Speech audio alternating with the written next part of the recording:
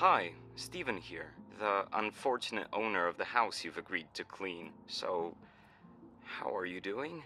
You're still up for the job, right? Or did the garbage dump in my roommate's room scare you off? I know.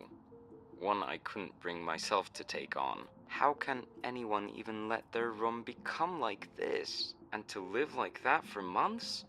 Unbelievable. But to the point, I have one more request. I had a microwave, which disappeared mysteriously some time ago. If you'd find it in his room, could you move it to the kitchen? I have it since I went to college. It would be a pity to lose it now.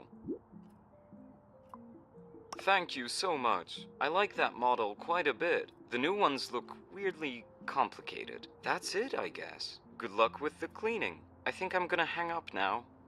Bye.